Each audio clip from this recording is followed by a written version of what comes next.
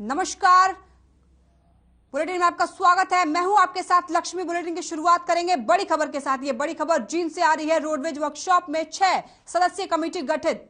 जींद से ये बड़ी खबर। रोडवेज वर्कशॉप में 6 सदस्यीय टीम गठित। प्रशिक्षु लगाने के लिए किया गठन। मेरिट के आधार पर होगा युवाओं का चयन। नॉन ट्रेडरों के लिए 51 पदों पर मांगे गए थे आवेदन। 2500 युवाओं ने जमा किया आवेदन। ये बड़ी खबर जींद से। रोडवेज वर्कशॉप में 6 सदस्यीय कमेटी गठित की गई। प्रशिक्षु लगाने के लिए किया गठन। मेरिट के आधार पर होगा युवाओं का चयन। नॉन ट्रेडरों के लिए 51 पदों पर मांगे गए थे आवेदन। 2500 युवाओं ने जमा किए थे आवेदन। ये बड़ी खबर जींद से। रोडवेज वर्कशॉप में 6 सदस्यीय कमेटी गठित की गई। प्रशिक्षु लगाने के लिए टीम गठित।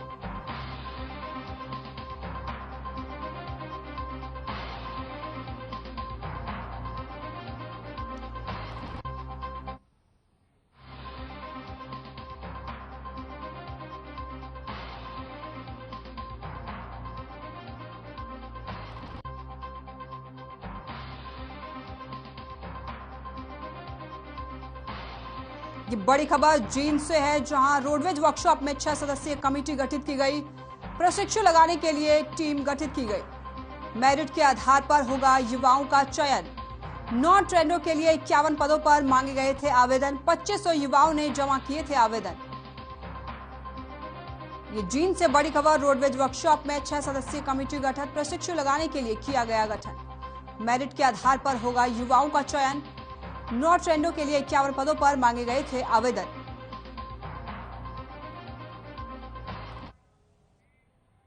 गृह मंत्री अनिल विज ने अपने निवास पर भारतीय जनता पार्टी में बीते दिनों शामिल हुए महाबली द ग्रेट खली से मुलाकात की और उनका स्वागत किया।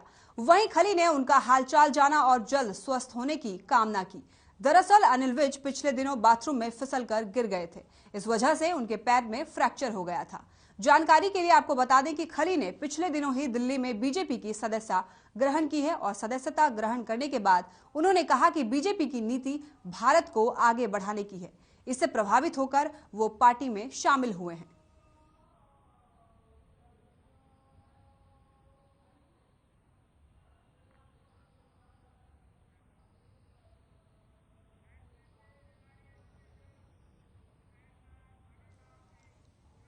खबर रेवाड़ी से है, जहां बच्चों और अभिभावकों ने शिक्षा अधिनियम 134A के तहत नंबर आने पर दाखिला दिलवाने की मांग की है। तो वहीं जिला मौलिक शिक्षा अधिकारी कपिल पुनिया ने यह कहकर बात टाल दी कि जनता जितना मैं कर सकता था उतना मैंने कर दिया। अब आप अपने अधिकारों के लिए कोर्ट जाकर सरकार से लड़ो। जानकारी के लिए आपको बता दें कि 16 दिसंबर 2021 को उन बच्चों को नंबर अलॉट किए गए थे जिन्होंने शिक्षा अधिनियम 134A के तहत परीक्षा दी थी, लेकिन उन्हें जो स्कूल अलॉट किए गए थे उसमें प्राइवेट स्कूलों के मनमानी के चलते अब तक दाखिला नहीं दिया गया है।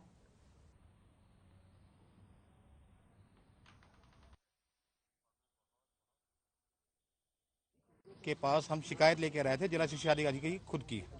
इन्होंने डीएससी से लेटर इशू हुए थे चंडीगढ़ से।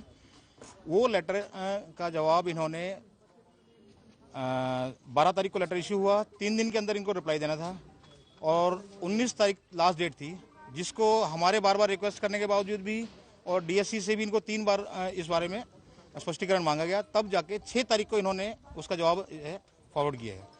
इससे एक जो है स्पष्ट प्रदर्शित होता है कि शिक्षा विभाग, जिला शिक्षा अधिकारी जो हैं, इनकी की मिली भगत। 1.5 घंटे से यहाँ करे, इन्होंने हमारी कोई ढंग से बात नहीं सुनी और हमको उल्टा और इंसल्ट करके हमें यहाँ से बोल दे कि मुझसे तो जो हो सकता था हमने कर दिया।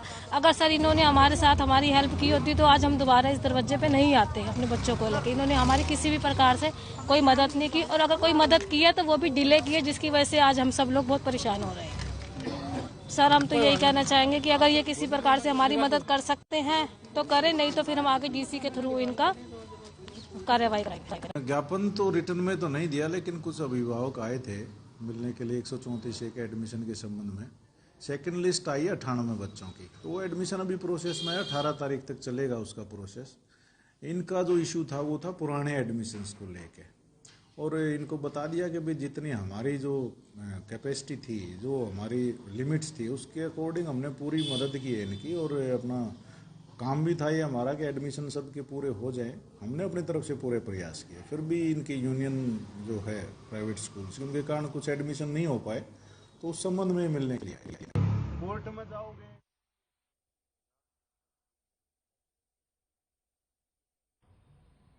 उत्तर प्रदेश में 14 फरवरी को होने वाले चुनाव को लेकर हरियाणा पुलिस ने सतर्कता बढ़ा दी है। जैसे जैसे चुनाव का समय पास आ रहा है, वहीं हर आने जाने वाले वाहन को चेक किया जा रहा है, ताकि चुनाव से पहले शराब और नकदी के होने वाले इस्तेमाल को रोका जा सके और चुनाव शांतिपूर्व संपन्न हो सके। साथ ही पुलिस ने यमुनानगर जिले में हरियाणा और उत्तर प्रदेश की सीमा पर 14 विशेष नाके लगाए हैं।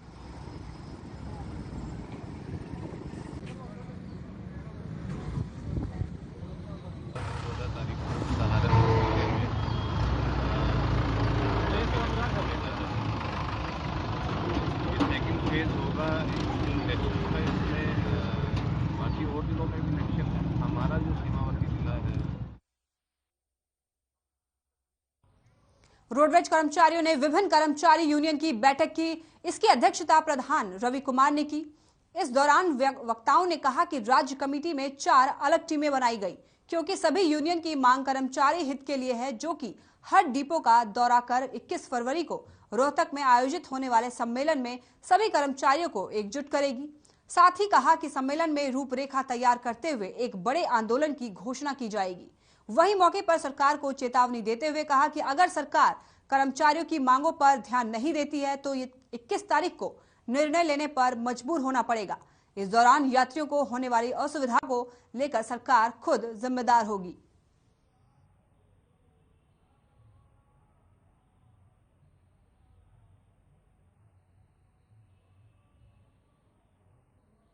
बाईस नवंबर 2021 को माननीय परिवहन मंत्री जी ने मीटिंग बुलाई थी। उस मीटिंग में कोई भी निर्णय न लिया गया। उससे बार बार पहले भी 2-3 बार मीटिंग बुलाई गई है। मांग मान ली जाती है, उनको लागू नहीं किया जाता। ये महकमे को निजीकरण की तरफ धकेला जा रहा है। बसें खरीद नहीं रही सरकार। बार बार में कह रहे हैं कि 809 बसें खरीद ली हैं, 150 खरीद ली हैं, 3000 खरीद ली।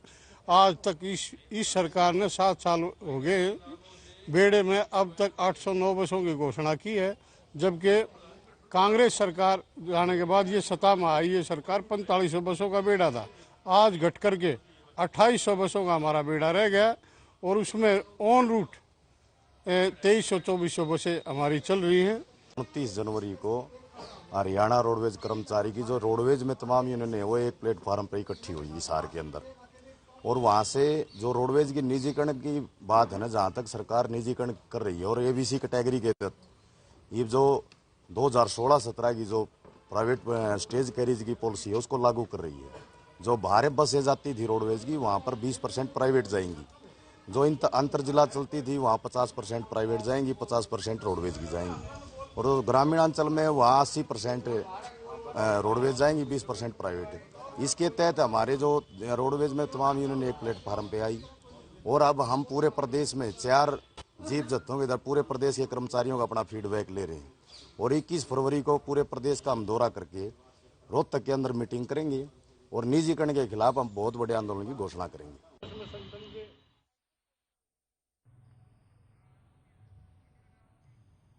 पंचकुला क्राइम ब्रांच 19 ने महिला से स्नैचिंग के मामले में एक आरोपी को गिरफ्तार किया है। पकड़े गए आरोपी से पुलिस ने स्नैच किए गए सामान को भी बरामद किया है। पुलिस ने बताया कि पकड़े गए आरोपी को कोर्ट में पेश कर पुलिस रिमांड लिया जाएगा और पंचकुला में हुई अन्य स्नैचिंग की वारदातों को लेकर भी खुलासा किया जाएगा। क्राइम ब्रांच 19 के इंचार्ज अनंतराम ने बताया कि पंचकुला के सेक्टर 20 मार्केट के पास आरोपी ने एक बुजुर्ग महिला से पर्स स्नैच किया था। पुलिस ने बताया कि महिला के पर्स में मोबाइल, पासपोर्ट और पैसे छीनकर भाग गया था। पुलिस ने यह भी बताया कि पकड़े गए आरोपी का नाम अमरजीत है, जो पंजाब का निवासी है। स्नैचिंग किया हुआ सामान पुलिस ने बरामद कर लिया है और आरोपी को कोर्ट में पेश कर पुलिस रिमांड किया जाएगा।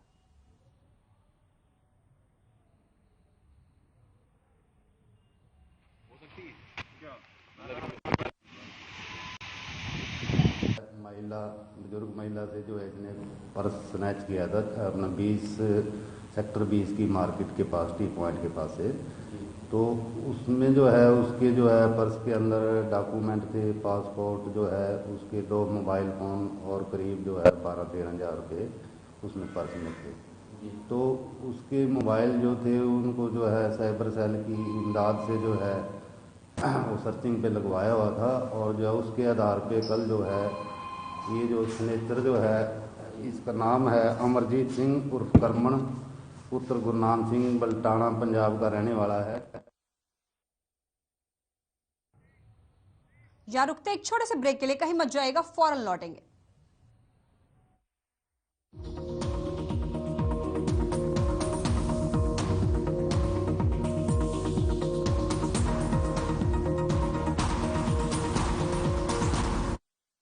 पंजाब है जसप्रीत का ठिकाना, मुंबई है आदर्श का आशियाना, केरल का गोविंदन निवासी, कोलकाता में जन्मे है काशी।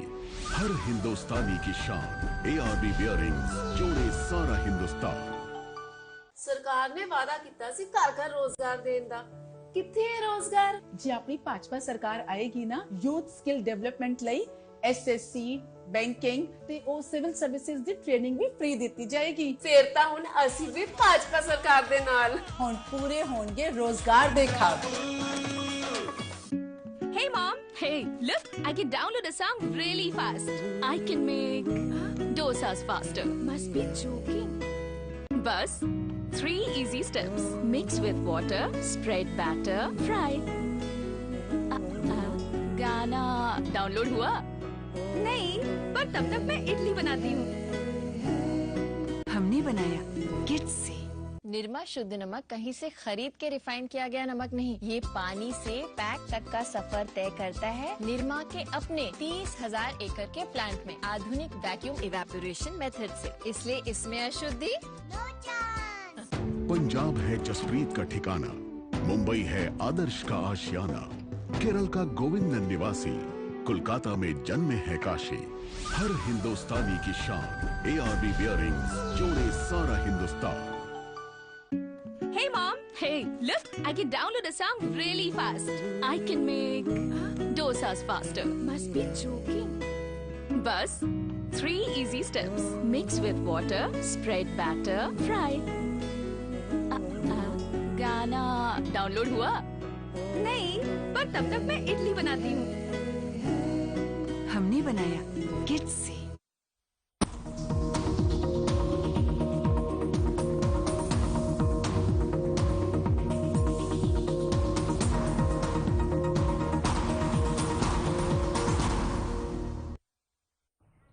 ब्रेक के बाद आपका स्वागत है। बढ़ते हैं खबरों की ओर। रेवाड़ी में हैरान कर देने वाला मामला सामने आया है, जहां एक व्यक्ति ने पुलिस के हेड कांस्टेबल पर आत्मघाती हमला कर दिया। हमले में उसे गंभीर चोटें आईं। सूचना पर पहुंचे अन्य पुलिसकर्मियों ने आरोपी को पकड़ लिया है। जानकारी के अनुसार हेड कांस्टेबल राजीव कुमार सुरक्षा एजेंट के साथ किसी जांच के सिलसिले में जसवंत नगर आए थे। सुरक्षा एजेंट में बैठा था और हेड कांस्टेबल बाहर खड़ा था। तभी अचानक आरोपी धनप्रसाद ने हेड कांस्टेबल पर दरांती से कई वार किए। वहीं आनंद फानन में सुरक्षा एजेंट ने उसे बड़ी मुश्किल से छुड़वाया। साथ ही दरांती को भी अपने कब्जे में लेकर हमला किस कारण हुआ है, हालांकि इसके बारे में अभी पूछताछ जारी है। फिलहाल पुलिस मामले को दर्ज कर कार्रवाई में जुट गई है।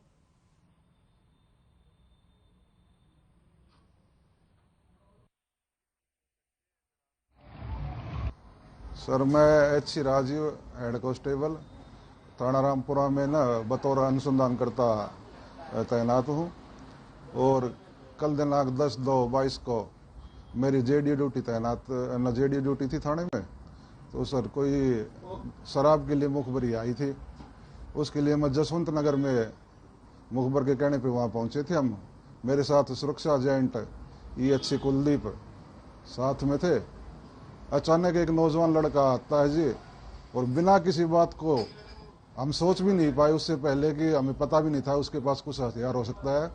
उसने अपने पीछे से एक दराती निकाली और मेरे पे ही, कुलदीप को छोड़कर मेरे पे वर्दी में होते हुए उसने जान लिया। पलवल में सदर थाना इलाके के गांव फुलवाड़ी में RMP डॉक्टर को गोली मारकर हत्या करने का मामला सामने आया है। डॉक्टर को पहले शराब पिलाई, उसके बाद में उसके साथ मारपीट की और फिर उसके सिर में गोली मारी। गोली लगने के बाद घायल अवस्था में उसे अस्पताल लाया जा रहा था, लेकिन रास्ते में ही उसने दम तोड़ दी। पुलिस ने मामले में 4 नामजद के खिलाफ हत्या का केस दर्ज कर लिया है।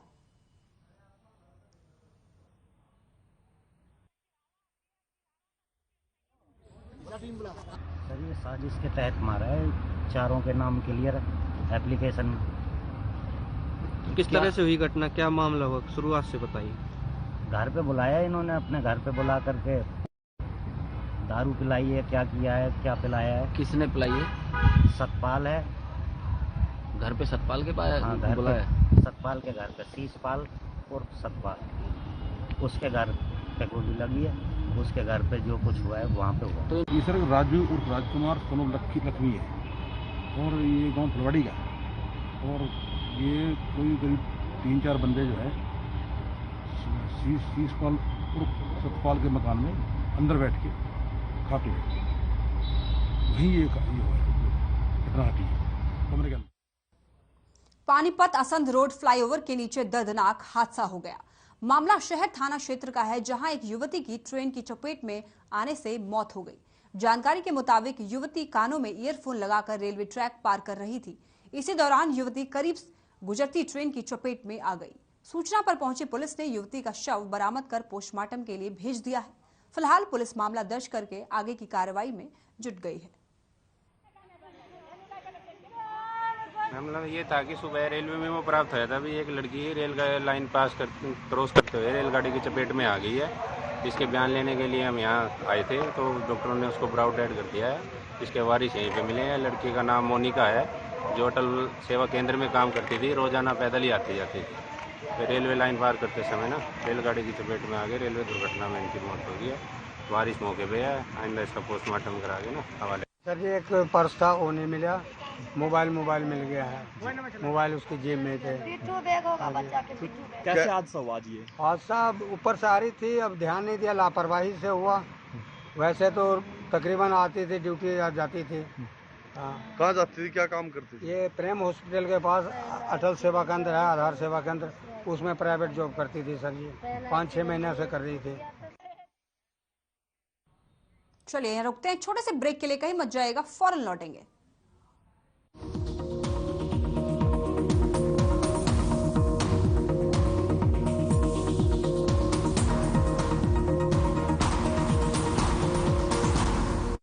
खरीद के रिफाइंड किया गया नमक नहीं, ये पानी से पैक तक का सफर तय करता है निरमा के अपने 30,000 एकड़ के प्लांट में आधुनिक वैक्यूम इवेपोरेशन मेथड से। इसलिए इसमें अशुद्धि भाजपा गठबंधन दी सरकार आऊगी ते पेंशन उम्मीद ना लो दुगनी हो जाऊगी। मेरी वोट भी हुण भाजपा गठबंधन में जाऊगी।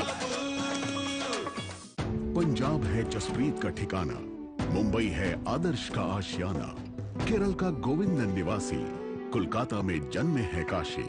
हर हिंदुस्तानी की शान, ARB बियरिंग्स, जोड़े सारा हिंदुस्तान। बहुजन समाज पार्टी की राष्ट्रीय अध्यक्ष बहन कुमारी मायावती जी की उत्तर प्रदेश की जनता से अपील है कि वे सामाजिक एवं आर्थिक परिवर्तन के महानायक महात्मा ज्योतिबा फूले, छत्रपति शाहूजी महाराज, नारायण गुरु, बाबा साहेब डॉक्टर भीमराव अंबेडकर व मान्यवर श्री कांशीराम जी आदि के सपनों को साकार करने तथा प्रदेश में विकास एवं कानून का राज कायम करने हेतु BSP की सरकार बनाने के लिए पार्टी के सभी विधानसभा प्रत्याशियों को हाथी चुनाव चिन्ह के सामने वाले बटन को दबाकर उन्हें जरूर विजयी बनाएं। Hey mom, hey, look, I can download a song really fast. I can make dosas faster. Must be joking. Bus, 3 easy steps. Mix with water, spread batter, fry. गाना डाउनलोड हुआ? नहीं, पर तब तक मैं इडली बनाती हूँ। हमने बनाया किड्स से।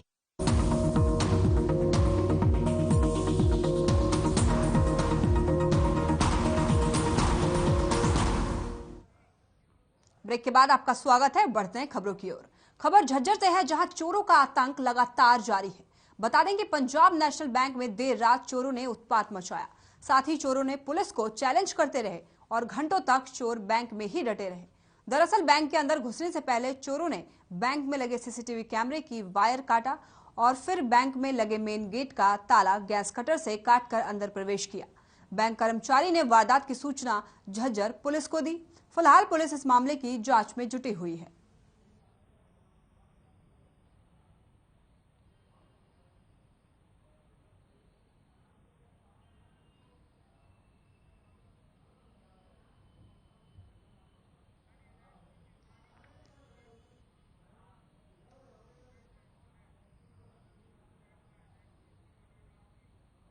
पानीपत के तहसील कैंप रामनगर से एक दिल दहला देने वाला मामला सामने आया है, जहां एक 17 वर्षीय पारस नाम के छात्र की सिर में गीजर की गैस चढ़ने से मौत हो गई।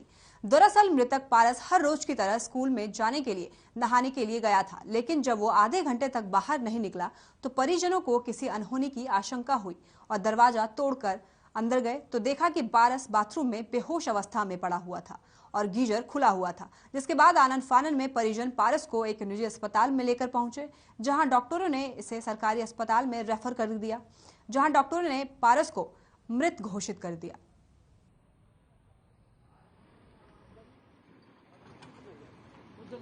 आज हमें सरकारी अस्पताल पानीपत से बदरिया टेलीफोन सूचना मिली थी कि एक लड़का पारस, उम्र करीब 17 साल, जो तहसील कैंप का रहने वाला है, उसी के घर में बने बाथरूम की गैस गीजर से गैस चढ़ने की वजह से उसकी मौत हुई है।